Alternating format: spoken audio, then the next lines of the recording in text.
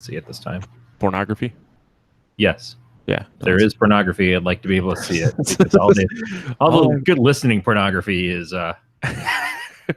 So it's really hard to find good background noise pornography these days. I mean, I guess with the ASMR, that's sort of what is the thing. And I'm sure I remember there was like a Playboy Radio on Sirius, and maybe some other one. Was it just like the sound of skin flapping? No, it really wasn't. That's the thing, is that it was a talk show format with porn stars usually, and what they considered sex experts, but not normal sex.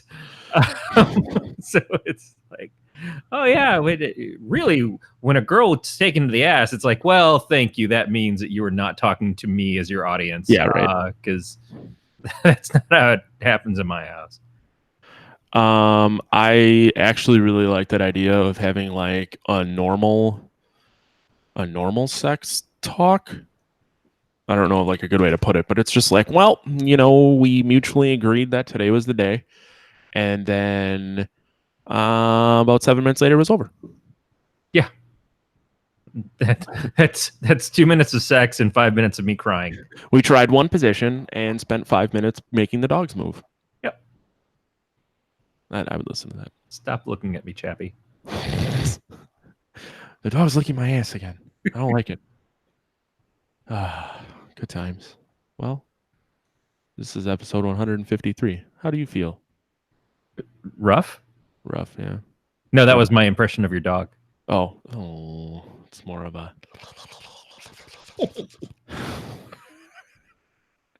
Maybe not. My dog is not Hannibal Lecter.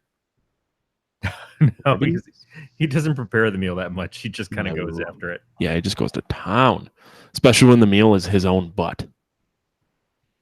Or any butt.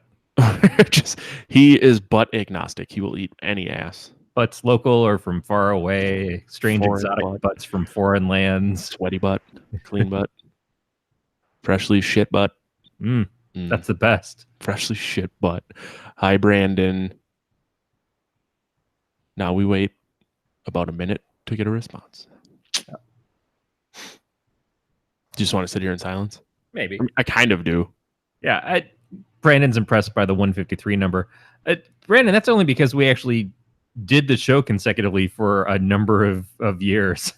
Yeah, that's a good point. Yeah, we did to Monday instead of Sunday because Corey was busy yesterday, and we vowed to not try to jam a bunch of shit into one day anymore. We're keeping it super cash. Yeah, like podcast here. Yep. I don't even have real pants on right now. I'm never wearing pants for the show again. That's a really good point. Very seldomly do I ever wear pants. I got a pulpit for a reason. Oh, speaking of, so I went to see my my uncle's band play at the semi-local music festival. It was an hour away in Grand Rapids. So they do the Festival of the Arts every year. And for the last 30 years, he's been a participant. And it was the 50-year anniversary of the festival itself. So they close out the day, essentially, out on the city stage. My uncle, the Reverend Charles Preston Smith, and his band Potato Babies. And they just... we're going to circle back to that band name. Oh, yeah. Okay. But I forget what I was saying. Sorry. Oh, because the pulpit. Oh, yeah. So Charles is a reverend and actually performed mine and Aaron's wedding. Oh. And so he came out there, and the first thing he does is he starts playing his laptop, and it's on top of this pulpit. And it is like, I love my pulpit. I'm very excited to have it. It's a piece of shit compared to Charles's fucking killer, like, octagonal giant thing that he stood up on and then accidentally unplugged his laptop in the middle of the bit. But god damn, that was just a beautiful piece of art. And then they spent the show shooting toilet paper and ping pong balls, and then 400 beach balls and balloons and everything else at the audience. Oh, and then they handed out records because he owns the oldest record store in Michigan. Oh, and then they just bash records on the ground. So there's just like all this broken vinyl and toilet paper and flyers and ping pong balls, beach balls, balloons, just everything, and it was raining. Didn't get rained out, but it started to seriously come down after the show was over at about 5. And it was just the most amazingly fun time. But like, I just kept thinking, fucking shit, man. His pulpit is so goddamn nice. I mean, you could get a nicer one. You just choose not to. This was a good find. This was like $100. It was. I mean, that thing's probably worth more than that in just the wood alone. Oh yeah, absolutely. So, I mean, it's artistically crafted too. There's a nice alpha and omega symbol up on the front that I assume is just religious and not some sort of zealotry towards racism. But the two are usually tied together, unfortunately, these days. But I love it, and the little thing comes up. I keep thinking about, do I want to drill holes in it to run cables through, and I kind of don't, because it's just so beautiful. And well, I guess it depends on if you ever plan on doing anything else with it. No, and I guess the person who was going to buy it before me, who kept eyeing it, she was going to use it as a bar. So, yeah. And I was like the jazz drum set my wife bought to make a table, like a coffee table and an end table out of, which now the bass drum's just holding my PlayStation controllers over here. See? But the guy was like, "Oh, I have all these brand new drum heads. You can have them, and it'll be really great." And then she just goes, "No, I'm just making furniture out of it." And the guy just fucking turned white. I'm like, "Whoa, what do you want, man?" Like, I already have my own. I don't need yours. But I think that's kind of the thing, though, is that if you are musically inclined or you're creatively inclined and stuff like that, you see really cool shit, and it has a purpose. But it's that idea of that purpose that makes it something that you want to do something else with, something outlandish with, just because you want to have that stuff artistically in your home, but you don't want to use it for what it was meant for. Well, and that's the thing. Like, she thought it would be cool to make a coffee table and stuff out of drums because I dabble. So she found a cheap set on fucking Craigslist. Like, is that not what Craigslist is for? No, that's exactly it. Well, and that's the thing. Paul Stanley doesn't break a nice guitar at the end of every Kiss show. He breaks the shitty thrown together crap guitar. No, I also feel like at this age, Paul Stanley has someone come out and break it for him. Yeah, probably. Because he might break a hip. Or not. I don't actually. Gene just pushes Paul over. He's like, "You're the last one, motherfucker." He just Highlanders out the rest of the Kiss band. And then Gene will have all the sweet Kiss money. Yep. Oh. Hey, it already does. It's E3. Have you been paying any attention to that? No. Anything good happening? There's some cool stuff. Like, I know if you're listening to this and you want more, I know our friends over at, that one website. And the place with the stuff. The place with the stuff. Horror Geek Life. Or Geek Life. Yes, they actually do cover.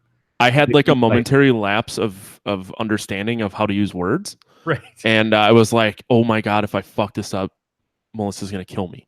So I had to think it through. She's been really good to us. The least we can possibly fucking do is to get the name of her site right. Yeah, right. But anyway, I would just, the Watch Dogs Legion gameplay as an old lady just popped up. And that made me think, because in I don't know if you ever played Watch Dogs. Shut up, Pete. He said momentary. Have you ever played Watch Dogs? No. So the new one is. Do you know the concept at least? No, not on that one. You play as like a hacker and you just run around and you hack the city. Oh, okay. And you do shit like that. So in the new one, it takes place in a post-Brexit London. And instead of having like one specific player, you recruit people. So you can recruit like old women. So you could play as an old woman. Nice. So it shows like this old woman vaulting over and she's just like kind of rolling over it and shit. Which they're cool. They're fun games. I mean, for what they are. Still sounds more authentic than the Hackers movie. Fuck you, because I love that movie. I didn't say I don't love that movie. City now. Brandon said something about the Ubi subservice. I didn't see that, but the Gears of War 5 I'm pretty excited for. I got to finish 4. But Gears 5 has a pre-order bonus of like the for Terminator Dark Fate. So, I got to get that. Plus, they announced Keanu Reeves is in Cyberpunk 2077.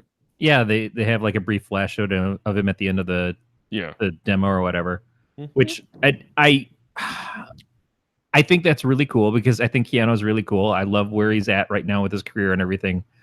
But it doesn't even take me to Matrix. It takes me straight back to John and Mnemonic. Oh, I fucking love that movie too. But I also I really like the John Wick movies too. I think we talked about that. Yeah, we talked about it a couple weeks ago, and the John Wick movies are good, and Keanu's great, and I don't have any issue with him being in this game. I think it's neat. I think it's smart. Yeah. But he has been in like one of the giant, most prolific hack style movies. Yeah, and then he was also in John and Mnemonic with Dolph Lundgren as a priest and talking hacking dolphin. Is it Ice Cube or Ice T? Which ice is it? It's got to be Ice T in that one. Oh yeah, because Ice Cube's in Friday. My bad. Yeah, got to keep my ices straight. And Johnny Mnemonic was based off of Gibson's Neuromancer, but just a really terrible, terrible version of it. Yeah. Huh. I loved Neuromancer. I never even knew that. Maybe and so it was kind of it's both a beloved and a disappointment. And I don't think Molly Millions is in it, or at least not a real version of her. But yeah, it's cool, and Cyberpunk looks great. I just wonder how interesting a hacking game they're going to make it as far as actual hacking. Yeah, my problem is all this shit is coming in 2020. Yep. I'm like, what? Fucking tell me next year. Right. Especially the stuff that comes out after E3 next year. But at least we get Doom Eternal. Yeah. I'm excited for that. I'm rocking the stuff they talked about at E3 last year, which is little computer people for the Commodore 64. Because that's how far back it goes, right? I don't even know how to respond to that. You win. My wife, Erin, who I've mentioned plenty on the show, insisted that I tell everybody that she created her first meme today. Oh, Jesus. And I mean, hooray. Yeah, I know. She's so excited about it. So it's Sam Neill, and I forget the actress's name from The Mouth of Madness. Mm-hmm. And it's them embracing. And I think there's two different shots. There's like one where he's all bloody, but another one where they're normal. And it's them embracing this basically, this could be us if you read Sutter Kane. And she's just so proud. And so I was told, you have to talk about it on the show. I'm like, okay, so I'm going to go on an audio podcast and try to do a description of your we can describe it meme. Yeah. Where is this meme? Where can I see it? It's on her Facebook and on her Instagram, hag_attack. I am going to look at it right now. I mean, it's well done, and it is, it's a nice, fun, obscure horror movie meme. Well, and that's the thing. If you haven't seen In the Mouth of Madness, it will make no sense. Right. I've seen that movie, and this still took me a little bit to figure it out. Yes, exactly. Because it's not even like a good shot of seeing Sam Neill. No, it's also not saying much. Yep. We played horror Trivial Pursuit this weekend, and I lost. I had 0 cards. Everyone else had at least 1. So I got some shit for that. But I did point out that of the 153 episodes, I probably have only seen 3 movies in their entirety. Yeah, and been sober for none of it. You know what? I'm trying to turn over a new leaf. I don't know what that means. Smoking weed? No, I just started drinking less. Oh, okay. I'm drinking water right now. Oh. Yeah, just mostly because I started to get weird and fat again. So I'm trying to get unfat. Yeah, run out of money. That's how it's going for me this week. I did have too much fun this weekend, so I really gotta not buy beer this week. I had a super load of fun where I accidentally paid 2 months of cable bill twice. So I paid $1,100 to Comcast and wondered why we only have $40 in the bank until next payday. Did you just say your cable bill is $550 a month? It was $550 because I was late on a payment for it because I had screwed up and paid Erin's lease for her car. Gotcha. On the wrong check. And so I thought, all right, well, I'll pay this and while it's not really late, I'll pay it and the next month's and get it out of the way. Fair and enough. Then I had accidentally thought I canceled a payment but it went through. And then when I did it through their site to make sure that my cable didn't get shut off or anything, $1,100 later, Ouch. which is still a ridiculous amount of money to pay for cable. No, it really is. But what are you gonna do? Yeah, but now you shouldn't have to pay your cable bill for like what, 3 months? Hopefully. That is my hope. But Comcast will just be like, "Well, we really, really love how you pay your bill. Yeah. So we're just going to charge you like that every month now." Just this motherfucker doesn't even pay attention. Well, if it makes you feel any better, someone tried stealing my identity and opening up through credit cards. Wow, what a misstep on their part. Yeah. Well, when I get a letter in the mail saying that they needed more information for my Big Lots and my Pink Store card, I was like, well, this is probably bad. What is your Pink Store? I didn't even know. I thought Pink was just something that was on underwear once in a while. I didn't know that there was a whole fucking store dedicated to it. Oh, that's right. It's a brand. Yeah, it's like the Victoria's Secret. I think it's a Victoria's Secret. They should have like a trashy one next to it, though. They should have like a one in the pink and then two in the stink store. Oh, I thought maybe it was brown where it's just like plastic bags. Yeah, that would be great. Just wearing. They're all bunched up and look crusty around the edges. They're reusable, but they're not ones that you bring yourself. You get charged extra in the state of California. That's becoming more of a thing. Like, yeah, it is. I've not been to Aldi, but do they charge you to use the carts at Aldi? Well, you put a quarter in, and then when you put it back, it pops the quarter out. Who carries a fucking quarter? I do. I keep changing my car. Yeah, I have some right now because we're poor. But well, every once in a while, I'll park. Like, I actually go outside of my house and I park downtown, and I need a quarter for the meter so that I can get a ham sandwich. Yeah, that's kind of the nice thing of where I am is that it doesn't seem like there's paid parking in my county and even the busy areas and stuff. Yeah, there's just like a 4-block section. But so I really have to point this out because Beat had a real good zinger. It says, "Trust me, honey, the charges for panties were from identity theft." So if I get a large box of underwear and dispute the charges, do I get to keep the panties? I think if you just tried them on, no one's going to ask for them back. These weren't mine. Someone stole my identity, but I did put every pair on. And then it's good. No one's going to ask any sort of question. They're just going to let that one go. Yeah, I don't know what the return policy is for MeUndies. MeUndies, soiled underwear. But I used to work for Big Dog Sportswear. God, I hope this isn't some. Oh man, I remember that. Yeah, I worked at the outlet mall when I first moved to California, or a little while after, and I was a manager for Big Dogs right before I left the outlet mall. And we had a person who would just make the rounds going from outlet mall to outlet mall to outlet mall, and she would buy the same long sleeve white polo shirts, never wash them, just wear them to the point where they could stand up and walk around on their own, and then come in and return them with a receipt from one of the other stores, because she'd just keep doing the cycle through of like, so I wear this one for a few weeks and then return it, and then wear this one for a few weeks and return it. But like, some of them were sticking around a lot longer, and they were just the nastiest things. And the thing about clothing retail was they just didn't give a shit. You know, you just put it in the damages or whatever, you just get rid of it. It's fine. But it does give you an expectation as a customer, like, that you can just constantly get away with that. And Costco did that for years. They were like the last holdout of, we'll take anything back. And I think they'll still make a lot of calls for the customer, like, sure, we'll do it this time or whatever. But I think even they've kind of dropped that. Like, I'm going to return a laptop that I bought 3 years ago to Costco and get the $2,000 I paid for it then back to be able to buy another laptop today. So it's eventually, it just got stupid. But for a while, that's how all retail was.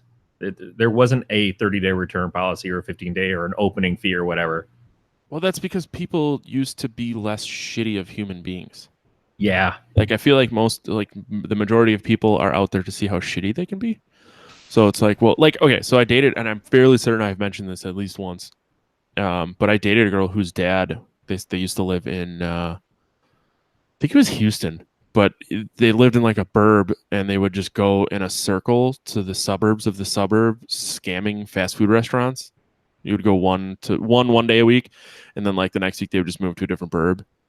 And like when they were in Sheboygan when I was still there, and I wanted to go to Taco Bell or something, he goes, I'll get us a bunch of free Taco Bell, and I'm like, well, it's not expensive, Right? Like I didn't have a shit ton of money. I was like 19 at the time, but I still like I can afford my $5 in Taco Bell. I don't feel like we need to get anything free out of this. God, I was a shitbox of a human being. Taco Bell is not cheap anymore, though. No, but I feel like it got less terrible. I don't know if it's less terrible. It's pretty bad, but I don't know. I don't understand how I'm spending $2 for a single fucking taco at Taco Bell. Well, have you eaten there since you moved to Michigan? I did a few weeks back. I was talking to one of the guys at work, and he went to Taco Bell for lunch because he had an appointment or something instead of going out with us to a real restaurant. Yeah. And I came home, and Erin wanted McDonald's because it's the time of the month when she wants McDonald's. Mm-hmm. And I'm like, you know what? Fuck it. I want Taco Bell. He said it. I craved it. Yeah. I went to Taco Bell, and I just blew my wad on Taco Bell. I got a 12-pack. You know, it was 6 regular and 6 soft tacos, and I'm like, shit, I don't even know what I just ordered. I feel really fucking stupid going through the rest of the line, like where you just kind of hide your face in the drive-through. One time I got 3 of them for myself. Oh god! And all I ate was Taco Bell for a weekend. I did not feel good. No, but I really like the fact that you can order online. Yeah. Because then I can be picky about it because I don't want to sit at a drive-through window and have them like switch shit around. So if I order online, like I will add shit and specialize it. Yeah, I'm just looking. When I was still in California and I would go get Taco Bell for lunch, that's what I would do. I'd special order it through the app and then go pick it up. And Brandon says he gets a Taco 12-pack often. And then he says he's not proud. Well, now it's on the internet. Shameful son of a bitch. I feel like that probably happens a lot more than we think. Well, I'm back in Michigan, and I haven't been to one yet because they're not in this area. And I remember my grandfather always used to be pissed off. White Castles aren't out this way, but White Castles are a big thing in Michigan.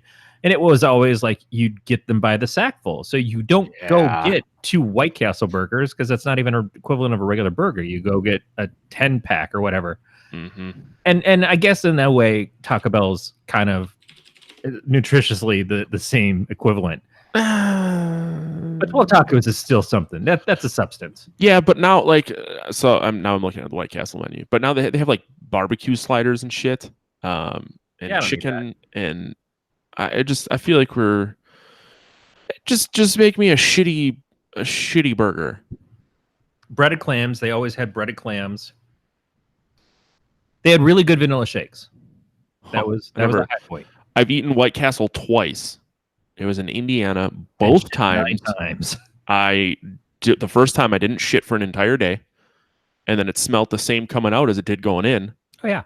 Then the next year, the same fucking thing happened, and I said, no more White Castle. If you go to the grocery store and just get them out of the freezer section and heat them up, they're better than the actual thing. They taste and smell exactly the same because that is how they make them. They're steam grilled is what they always said, which is basically we nuked frozen burgers. Yeah. Oh, yeah. And that's all we do. Mm-hmm.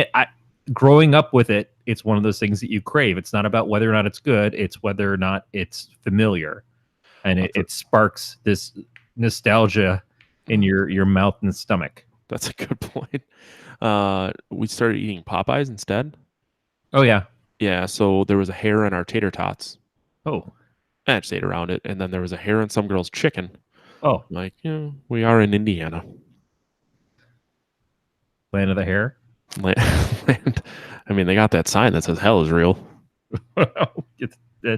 And I would imagine that you would find it at a Popeyes. Aaron's downstairs watching a movie called Jerusalem. What? And they Jerusalem, except with a Z. I don't know why. But the opening, and it goes on for a while. It's just some guy kind of talking over everything, talking about how there's 3 entrances into hell, and he talks about the 3 different places, and one of them is in Jerusalem. And so it's a found footage kind of following around people with cameras thing. People are on it. I keep expecting it to be a Hostel movie, But these two girls and these dudes are going around, and I guess they find the entrance to hell in Jerusalem. One of the girls, it opens up with her dad gives her essentially what is Google Glass. So it's a horror movie. We should probably watch it at some point because I'm looking at it now. Beyond that, what's going on with it? We watched the Possession Diaries. What a fucking mess of shit that was. And people, in case you're wondering, this is not the show. This is not us giving you the actual movie that we're reviewing this week. Oh God, yeah, no, we're gonna talk about Shed of the Dead eventually. Yeah. This is just Corey and I complaining like old men. And we're only 25 minutes in. It's not that bad. About fast food. Yeah. I mean, we haven't talked about fast food. That is the show now. Yeah, it really is. Maybe we should just change it to the podcast of fast food. Which is definitely scary. It's a frightening. I had an idea. It wasn't a good idea. I don't know if I want to marry, fuck, kill your Taco Bell order, but oof, I would fuck up everything at Taco Bell. I was trying to think of my favorite thing. Couldn't do it. Double-decker taco with a Doritos Locos taco.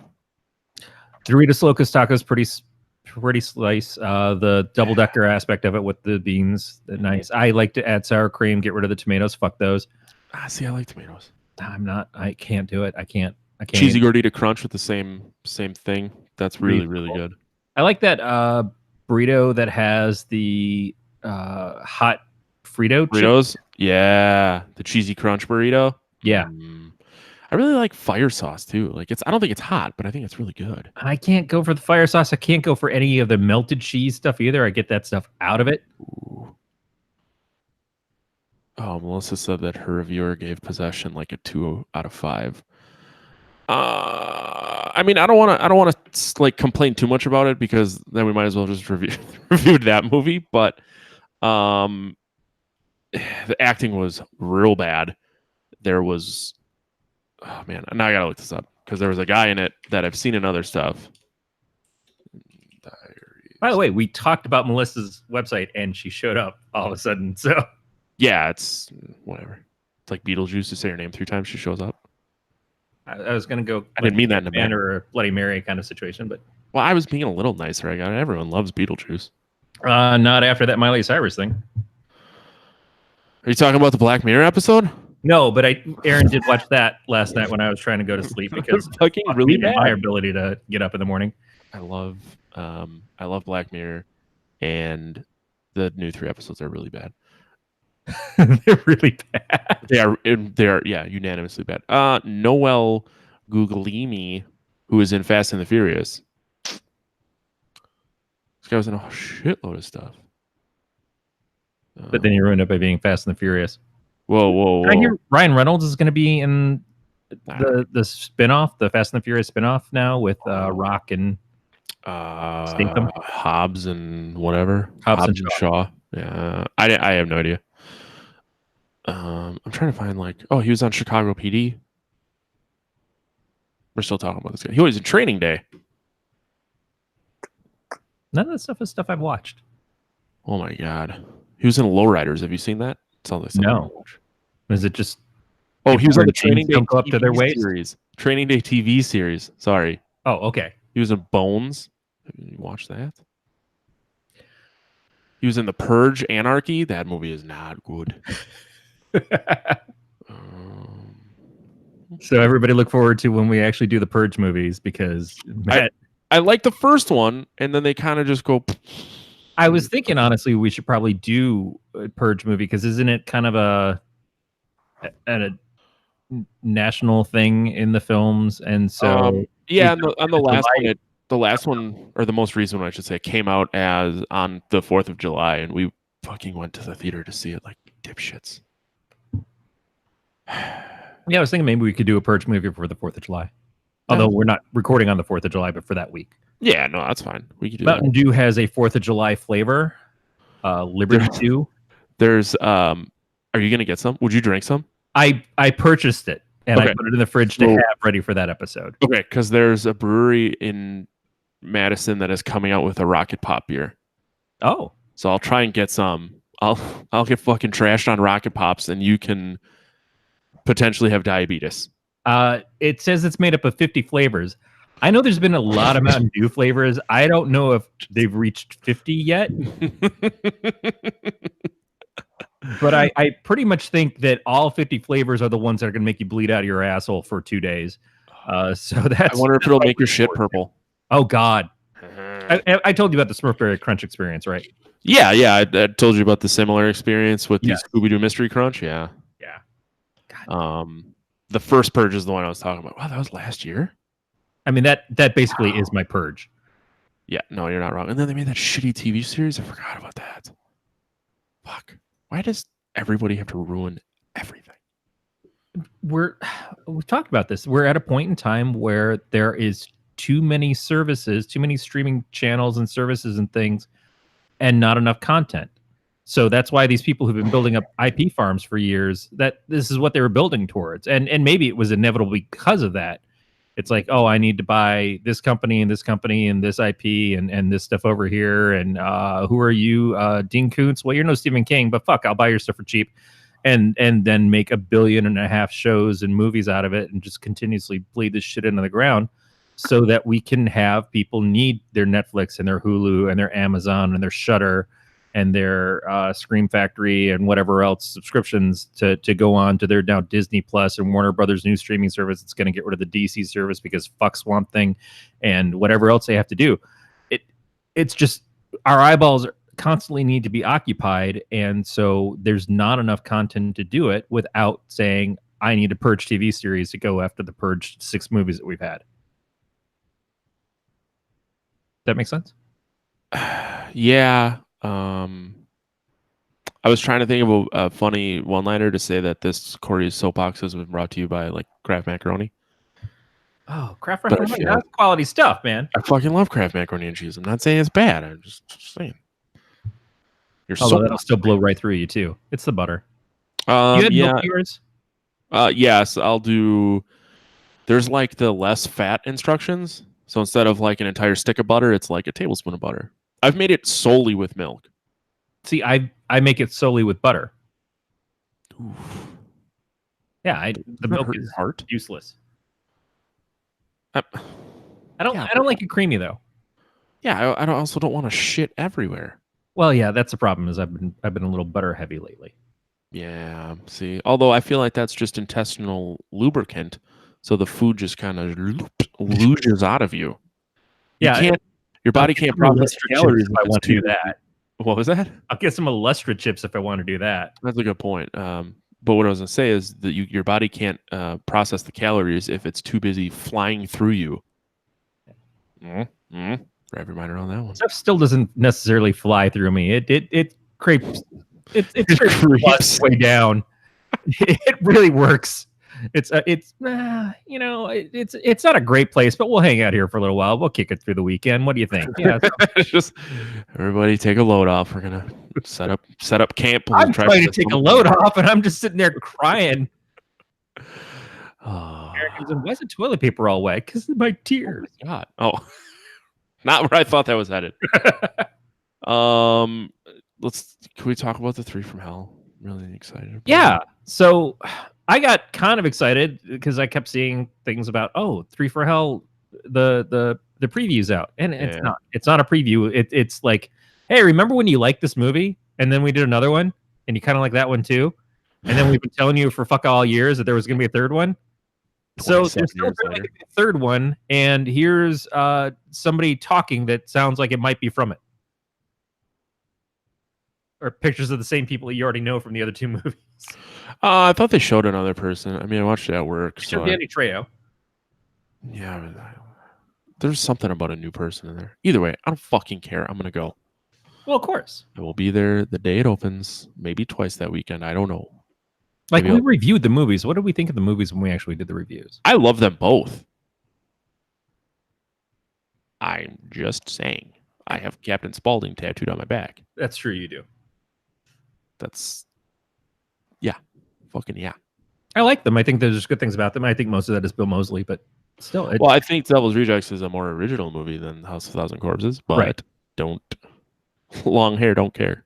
They're both still really stylized. Yeah. Which is cool. I like that Rob knows his aesthetic and leans into it and does it right, and he gives the audience what they want from him, but can Yeah. still do stuff that's a little surprising, or it kind of takes you back a little bit. I don't know. You've been watching his other stuff, and I haven't seen any of that yet. So I mean, I feel like I keep watching his other movies hoping for a good one. So there's that. yeah. I mean, I had to watch the first Halloween he did like 3 times before I didn't hate it. And do you not hate it? I mean, I don't like it, but I like the fact that there's some backstory. There's like half the movie is backstory, half the movie is quote unquote current. So I mean, that's kind of cool. The second one I refuse to ever watch again.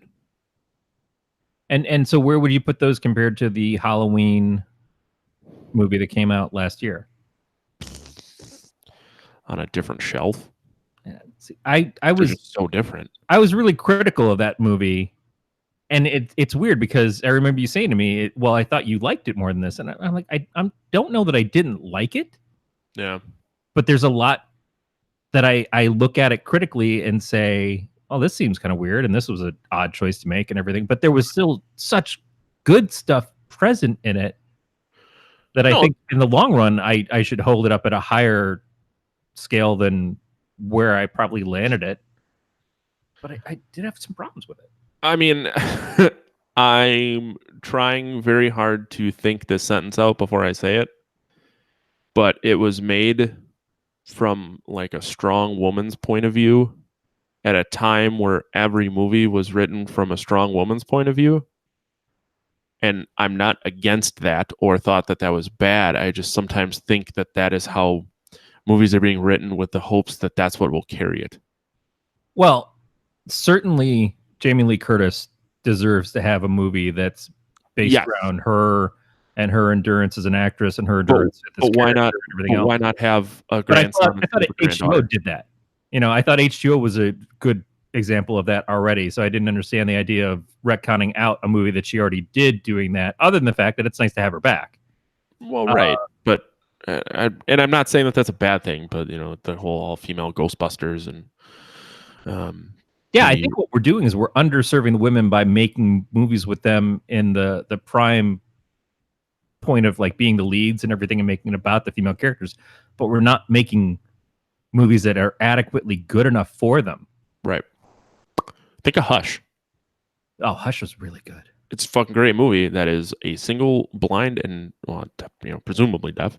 No, well, she was just blind. No, she's just deaf. She's deaf. God damn, I gotta stop drinking. Just deaf. But it was just her and the killer. Yeah, it was a fucking great movie. I didn't feel like there needed to be a band of women. There was no emphasis on it being like, well, this is only happening because she's a woman. Well, The Descent. The Descent is a better description because it is all women in that movie. Mm-hmm. I don't think other than the opening like scene of explaining what happened to the lead character that there's any males in that film really. I don't think so. And certainly no men come to save them or anything else. I don't know how it goes in the sequel, but that's a great fucking movie. With great characters. It shows strengths, it shows weakness, it shows realism and how they handle the situation. It shows emotion. And it was very hard for me to watch, but it was so well done. And it has nothing to do with the fact that they're women, other than the fact that it's women that are right. And that was kind of my point, is like we can write a movie where a woman is the lead character or the main focus without it being like, well, this is awesome because she's a woman. It can be awesome just because it's a person in that situation and that person happens to be a woman. Yeah, and I don't know that that's even what I got from the Halloween movie. It was more the convenience, the contrivance at the end made it seem like that's, I guess, sort of what they were trying to do. But it felt really just like we're putting all these things in motion to have this point where they win. But my issues were more that it's just a lot of weird things. Like I still don't understand why Michael's chasing around Laurie Strode if they wiped the familial thing off of it.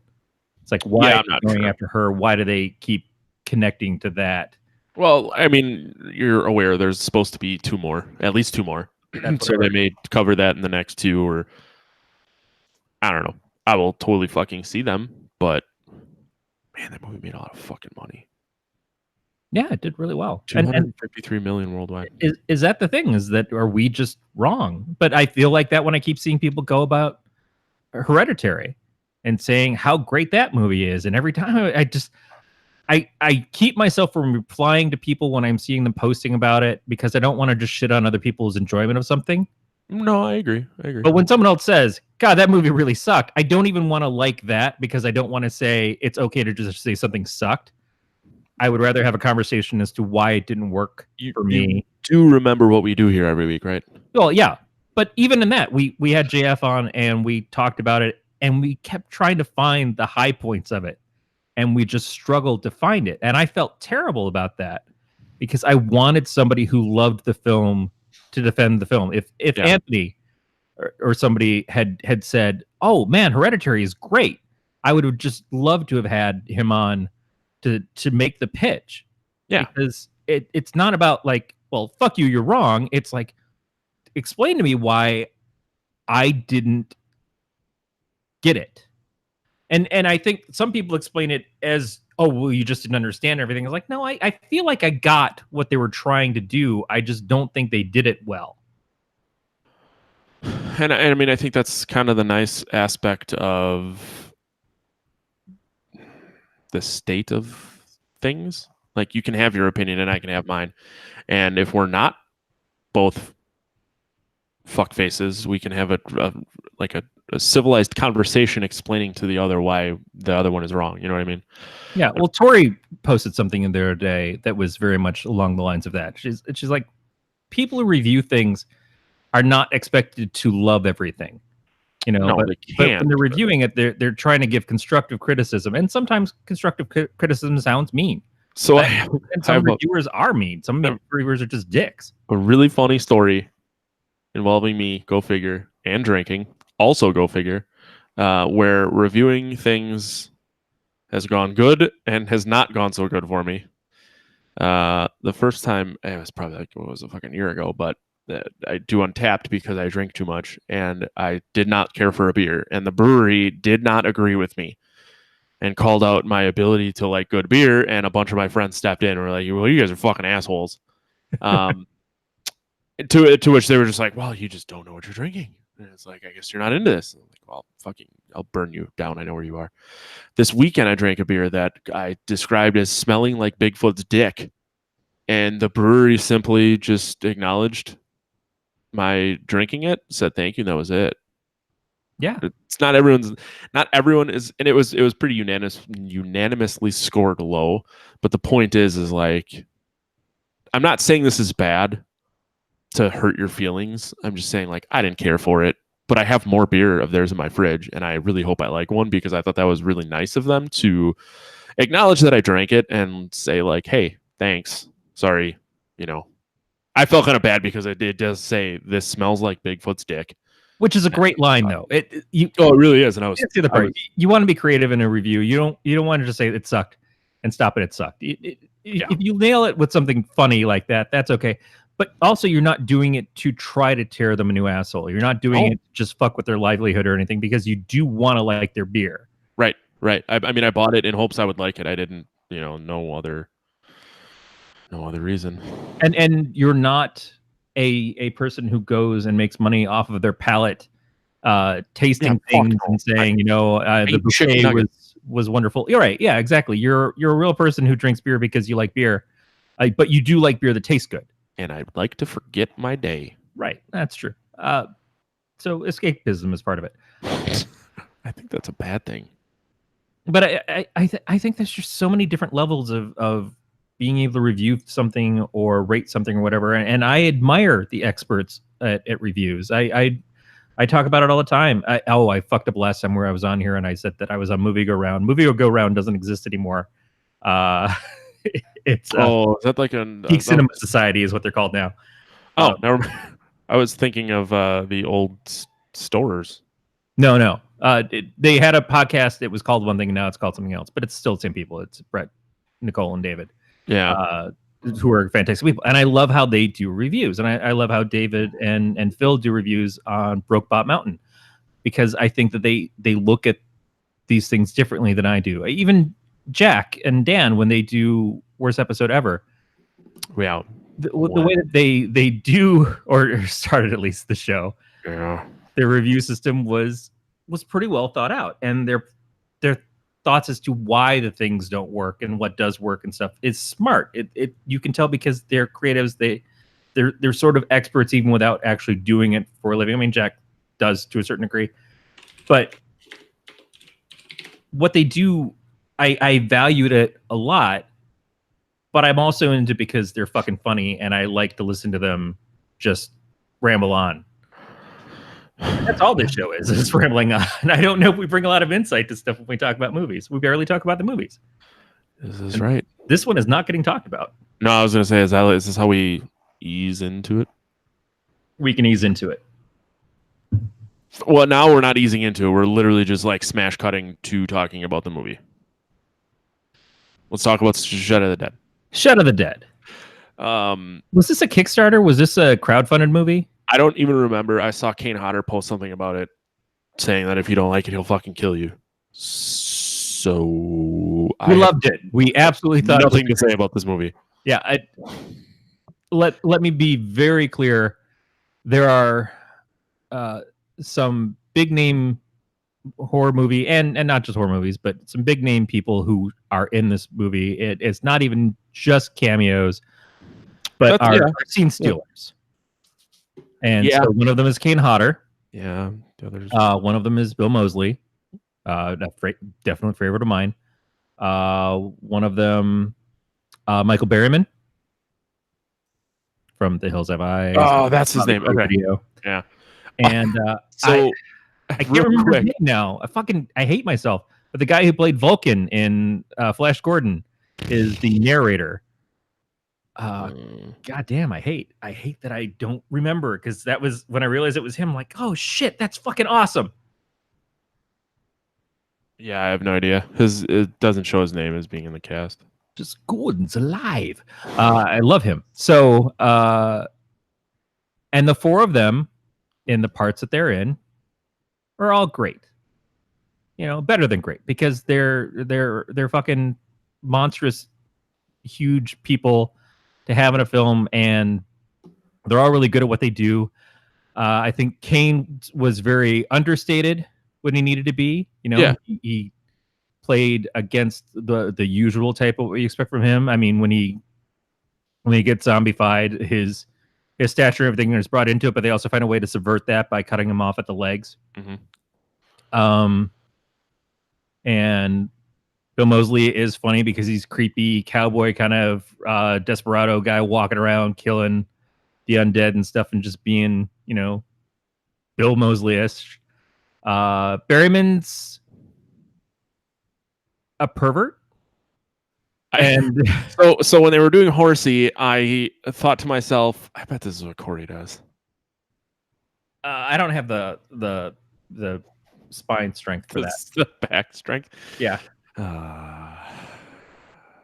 But it's more insulting to me or my wife. That now I feel bad. There was when the chick talks about how her butt plug was in him, I kind of hoped that thing would have come shooting out at some point.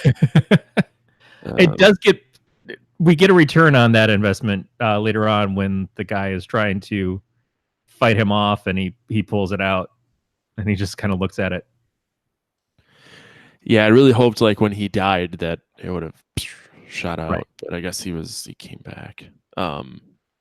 Yeah, I kind of liked. I don't know if you really want to get into a big recap of the movie, but I kind of had a hard time with it because I had no idea what this was about. I knew Kane Hodder and Bill Moseley are in it, and I kind of wanted to see it. Yeah, and that's just it. With the pedigree of the people that were involved in it, you want to see it. Yeah, but I also was really excited to see Death House, and fuck me running, that was not good. I'm sorry, my dogs are barking. That's okay. Yeah. There's also a storm rolling in, so if you're watching this, you can see the large weed I refuse to cut that keeps swinging in front of the window. Oh, I'm glad it's a weed. I thought it was a tree like across the yard. I'm like, that's going to fuck somebody up. No. I just really don't like pulling weeds or doing any sort of yard work, so that happens. I got really lucky. My stepfather came over, and Aaron wanted to try out the riding mower. So I think Aaron's into doing the lawn work with my dad now, so I might be out of it. Can they swing over here? Maybe. It's only like an 8-hour drive. Dad's blind and deaf, and I think the only thing he gets to drive anymore is the riding mower. So I'm sure that's like the highlight of his day, except for when Aaron took him out for a flight of beers after. Oof. Yeah. Like I said, we're poor now. But you got to get out on that corner and sell that butt. I already told you I don't have the spine for it. So this movie has really good opening credit artwork. Yeah, a lot of like signature characters that show up. Like you see Shaun from Shaun of the Dead. You see some other characters from different movies and stuff kind of going over the opening credits. That's all really well done. It was one of my favorite opening sequences for a horror movie. I think up there with Zombieland is one that kind of stands out as being like the opening credits kind of just bring you in and like, oh yeah, this is gonna be great. You know, how much fun even the end credits. Yeah, the end credits too. You'll be happy to know I watched in their entirety. Oh God, shit. I almost texted you to say, should I watch these? But then there was all like the cool comic shit, so I kept watching them. Yeah. But I'm sorry, keep going. Just the movie feels very derivative of Shaun of the Dead, which I expect it's supposed to, but it never gets to the point where it works. There's a main guy, his chubby, belligerent friend. He's got a girlfriend or wife that is mad at him all the time, except in this case, he doesn't give a shit about her. He just wants to blow everything off and play in his shed, painting his miniatures, which reminded me a lot of our friends. So I didn't have a problem with that, but every scene seemed to go on too long. Well, there's that. I'm glad you said something about it being kind of like it reminded me of a really ugly love child of Knights of Badassdom and Shaun of the Dead. Yeah, I was thinking the Gamers movies, which I'm a big fan of, the Dead Gentlemen who do those films. I've never seen them. Never even heard of them either. They're good. The first one is your guys playing a RPG game around a table, and then you see them as themselves and you see them as their characters. They followed it up with Darkness Rising, which introduced a bunch of other characters and stuff, but really amped up the quality of the film and stuff. You can see the troupe who put these together grew a lot. They also do a show called Journey Quest. They do some other things like Syphilitic Ninja Vampires. Just a lot of fun stuff. They were the Dead Gentlemen. I think they're also called something else. I forget what the other name of them are.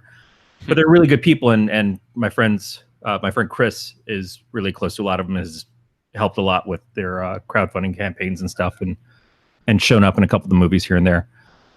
But they're good in the role-playing game stuff, and this is not.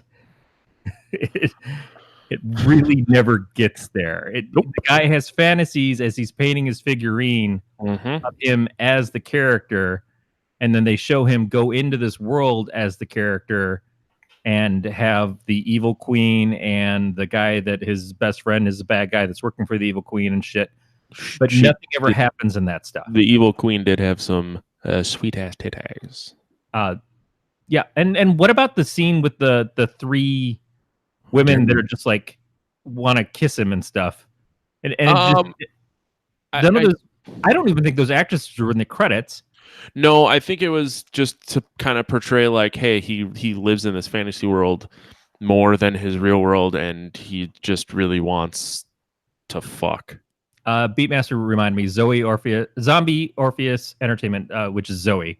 Thank you for that. That is who the Dead Gentlemen are. Great troupe of people, really good gang, and funny, and honestly, good writing, good acting. And this movie could have benefited from them. Yeah, he's telling me to watch these. I don't like being told to do so. Yeah, you do. Nah, you're right. Talk down to me. Yeah, I mean, I really don't have much to say beyond I mean, that's part of the problem is that there's not a lot that happens in this. It starts out with the guy's in a shed avoiding going home to his wife. He doesn't work, I guess. The wife works at a hairdressing place with her best friend, and her best friend spends most of the time banging Michael Berryman. And then he comes home. She complains to him. He complains to her. He goes back to the shed. The shed is going to get shut down by Kane Hodder's character because he doesn't keep the land that the shed's on clean, and it's part of some garden society thing. And he's also stealing their potatoes to make vodka. Again, it just doesn't make any sense in the context of this other than like, well, at the end we'll throw booze around. I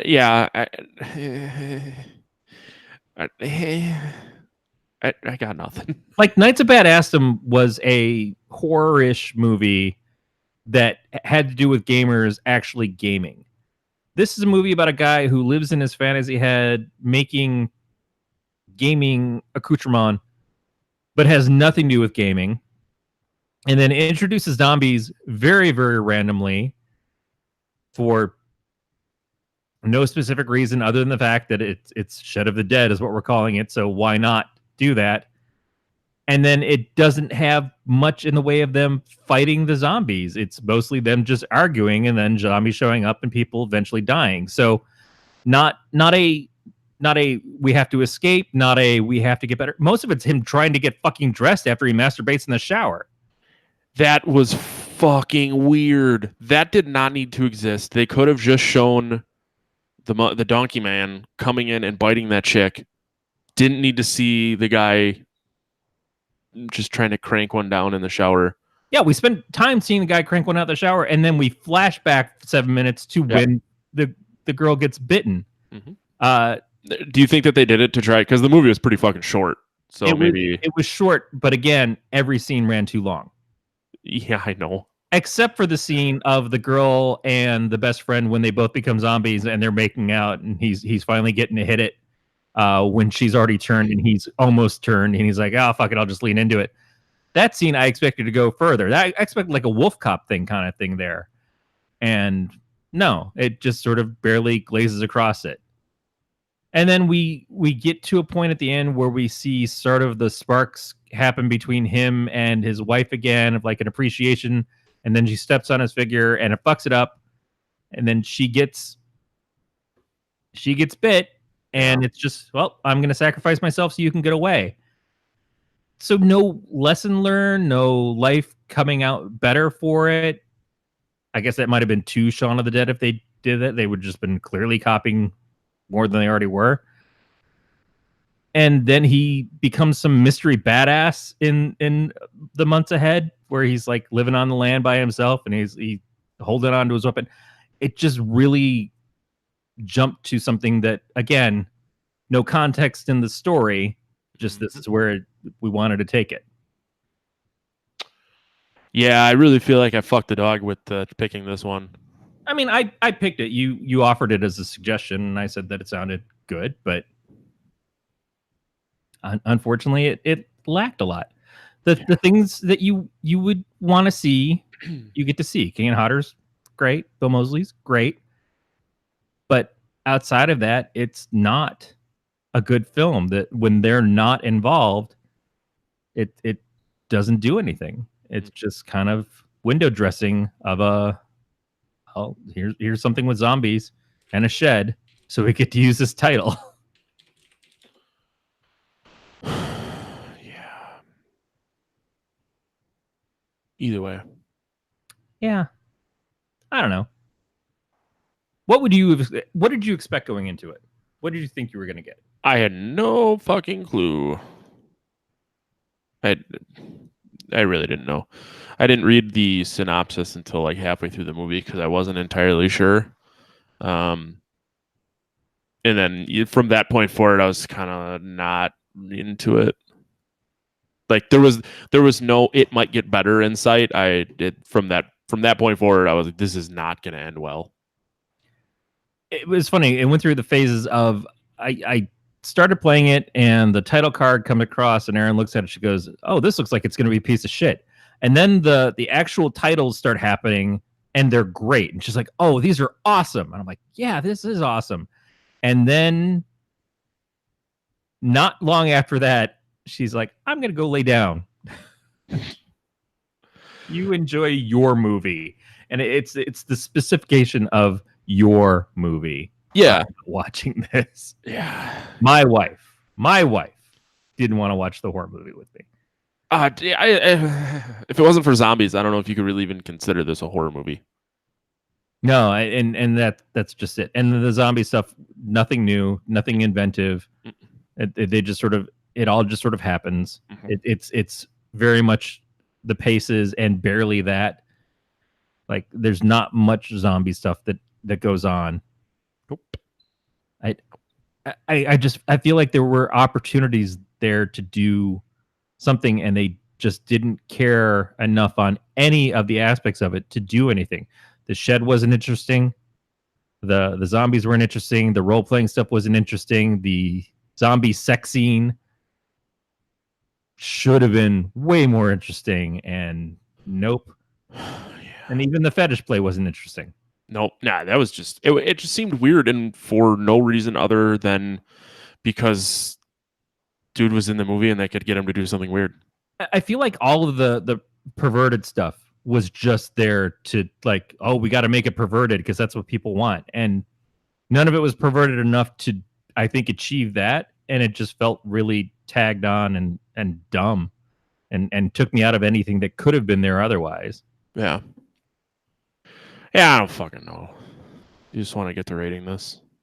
Yeah, so we moved to Marry, Fuck, Kill. Yeah, I totally want to get on past this movie because it was that big of a letdown. Yeah. Oh God, I gotta get to this. I gotta get to the spreadsheet. But open up. I mean, what needs to be said? I think we're both voting to kill it. Yeah. No, Yeah. I completely agree. I guess the other thing we could just figure out what we want to do next week. Wait, can you do next week? Yeah, we can do next week. Well, it is Father's Day. I don't know if that changes anything for you. Not as far as I know. Okay. That now I feel terrible that it doesn't. Well, worst case, we could probably do Monday. Monday Yeah. works for me too. But yeah, it's Shaun of the Dead. If you're diehard for any of the big stars in it, certainly see it for them once, but don't go out of your way for it. Yeah. Melissa said like that she's you're been like wanting to see this, and now she is upset that we said it sucked. I'm not going to tell you never to watch it, but just don't expect too much.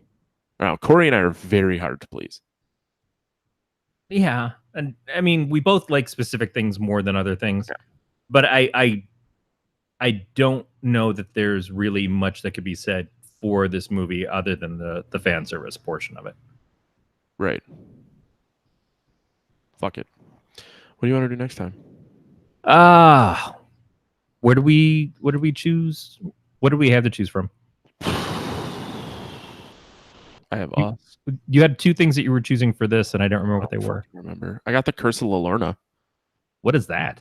All I know is that they accidentally started playing this instead of Detective Pikachu, and the first scene is someone drowning their child.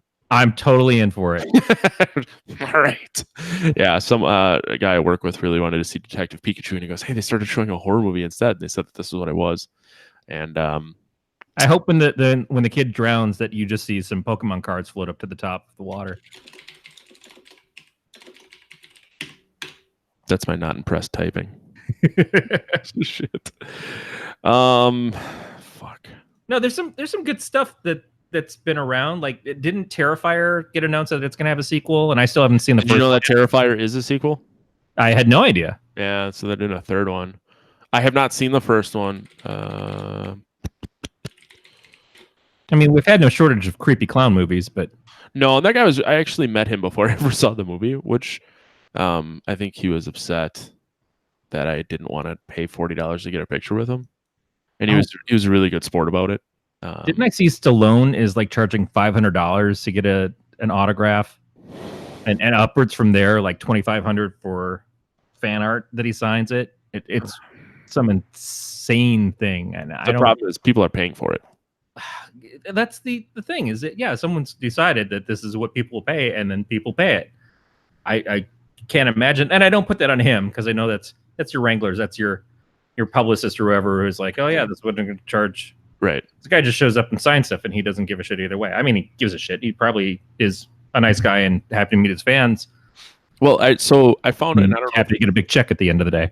I don't know if this is the same for conventions. God damn, I gotta pull that weed.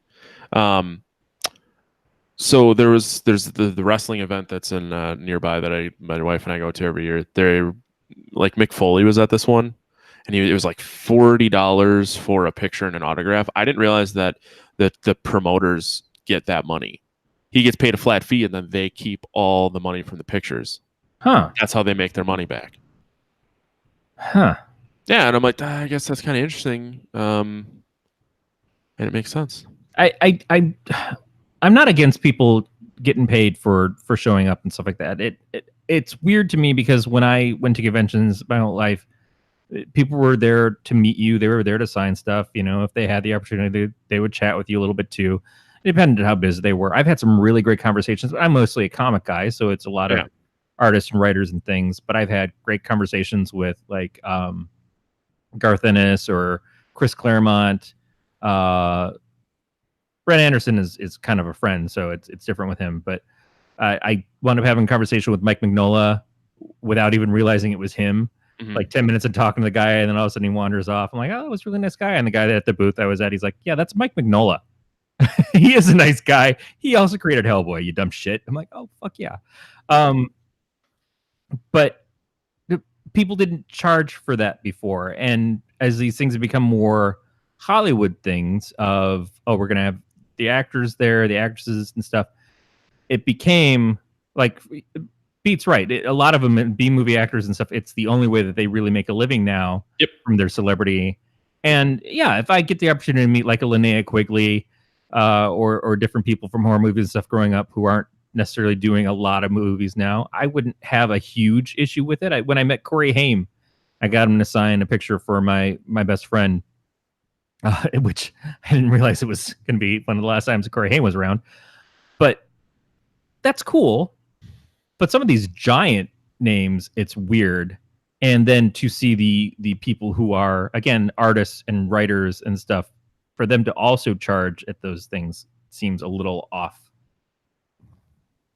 If you're getting paid to be at the show, get paid to be at the show. I don't know. Right. But if they're getting, and like what I'm saying is if they're getting paid, then the promoter is trying to recoup their cost. But who's the promoter versus, like, is it the show getting paid, or is the promoter like the in-between for the show? I'm saying the promoter and the show are one and the same. The show makes money from you going in too. You pay for the attendance, but you make more money. You make more money, and that I kind of have an issue with. I don't disagree, but I also understand that if you do shit like that, people will continue. Like, the only way it stops is if people stop paying. People won't stop paying, so why even fucking argue? I want to meet Mean Gene Okerlund, so I'm going to pay to get into the show, and I'm going to pay to get my picture taken. And then he fucking dies like a week later.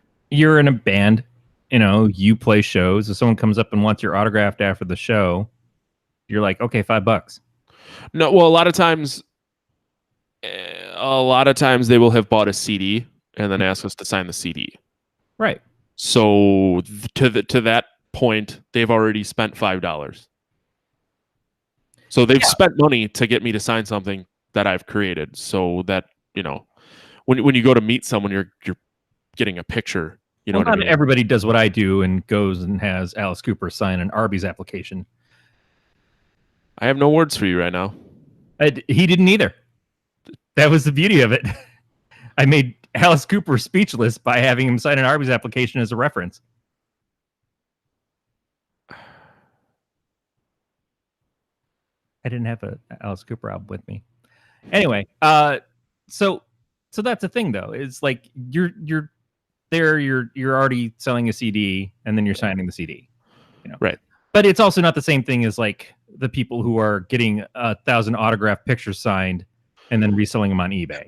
Well, that's like when I met Bill Moseley. If you got like a picture and an autograph, he would give you an extra poster, and he signed the extra poster, and he goes, "Hey, you could probably put that on eBay." And I'm like, "Why the fuck would I want to do that?" Right. But that's like, what a lot of people do. No, it is what a lot of people do, and that's sad that even he was like, "Hey, you could probably get a lot of money on the eBay for this." I'm like, "But that, like, no." Yeah, Dan Harmon was saying on Harmontown recently that Paget Brewster, she was coming out of an airport and people were having her sign stuff. And they were having her sign blank photo paper. And the reason that they were doing that is because then they'll print up a picture of her that's a fake nude and have her signature on it so it seems more authentic. So they can sell these nude photos of Paget Brewster with her signature authenticating them. Like, that's shitty. It's fucking just awful. I hate people. Yeah, that makes me kind of hate people too, and side with the celebrities, anyways. But yeah, like that's just crap. But yeah, I get it. I feel like I'm not super excited to get an autograph. I'm excited to meet a person. Well, and that's the thing. Everyone's into different stuff, though. Yeah, and I remember being a kid and having an autograph book, and that was like, oh yeah, you take this around to celebrities, you get them to sign it, and how cool is that? You got this collection of things, and I guess the memories are more important to me than the physicality of it. Although it's nice to remember as I get older and I can't recall who I've met or what I've done. Having that recollection, like, oh shit, yeah, I guess I did. Yeah, Harrison Ford. Yep, I got an autograph for him because my mom worked for him. That's cool. But yeah, I don't know. So what did we decide on? The Curse of La Lorna. All right, which we don't know what it's about. It's just not Detective Pikachu. Do you want me to Curse of La Lorna? I will. 1970s Los Angeles, the legendary ghost La Lorna is stalking the night and the children, ignoring the eerie warning of troubled mother. A social worker and her own kids are drawn into a frightening supernatural realm. The only hope of surviving La Lorna's deadly wrath is a delusion priest who practices mysticism to keep the evil at bay. So that's what we're going to be doing next time, everybody. Yep. Does not sound like anything brand new, but it's got 5.6 on IMDb, 30% Rotten Tomatoes, 4.2 out of 5 on Facebook. Didn't know Facebook shit all over it. Whatever. It is only 1 hour and 33 minutes, so I'm not gonna waste a ton of time. But this movie was like an hour and a half too, and felt a lot longer. Holy shit! Yeah, I don't want to keep dragging this on, but at one point I looked and there was still 45 minutes left. I'm like, this movie's only an hour and 20 minutes. You were saying that when you were like, yeah, I still have to watch the movie, but it's pretty short, right? I didn't want to say it's not going to feel short. Yeah, it in time it's short, but it feels like an eternity. All right. Sorry, Kane Hodder. Matt said it. I thought Kane Hodder was great. I thought Bill Moseley was good. I thought course. the movie was not good. That's the thing, is that there are some times when you could just have a person show up and they can be the shining gem in your shit pile film, because that's who they are. Yeah, you can't put glitter on a turd and expect it to be really good. It felt longer than Endgame. I haven't seen Endgame yet, but I know that it is over 3 hours long. So... And Matt can't get through a podcast without having to pee. Yeah. My balls hurt. I gotta pee. Although there are times that the podcasts are over 3 hours long. No, that's a really good point. And more than one occasion. But not this time. No. Do we read the outro? I don't remember what the outro is anymore. You know what? Go to gncast.com/pot. That's where you can find links to the show notes, other shows that are on the Galactic Network.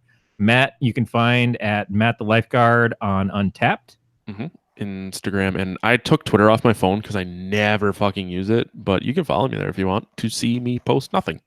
Yeah, I will occasionally open Twitter because something pops up and says, hey, Jack posted this, or Tom Merritt posted this, and that's about the only time I look at Twitter for about 5 minutes. I'm like, oh yeah, I use Twitter, and then I walk away. Gary Yap sent me something on Twitter and had to text me to tell me that he sent me something on Twitter so I could log onto Twitter and find it. Yep. Oh, yeah. Beat says if we're not asking you to follow the show, but you can follow the network, Galactic Network, on Facebook. Has a very prolific Facebook page. Anessa has been running that thing and doing a great job. So Yes. yeah, if you like the show and you want to know more about the network that helped us exist, that's where you can go. Yeah. Beat says if your podcast lasts longer than 3 hours, go see your physician and stop inviting JF. Whew. That's a good one. All right. No, we got to stop this because there's a fucking storm going to roll through. So I want to turn this computer off. But, yeah, I was just reading through to make sure we didn't miss anything. Where are you on the internet? I'm not really anywhere on the internet these days. Damn it. That's the thing is I don't have a pitch until I can figure out what makes sense for the internet and me. I don't want to tell people to go somewhere that I'm not going to be. I don't want to. I don't want to be with lies. I don't want to make promises that I can't keep. People, Yeah. I love you. Wow. I want a relationship to be about truth. It's an honest, open, loving thing, and let's not bullshit each other. You knew what this was. Wow.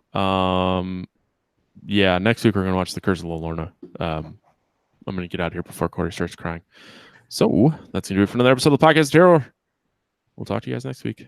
Stay scary, everybody. Bye, YouTube. Bye, YouTube.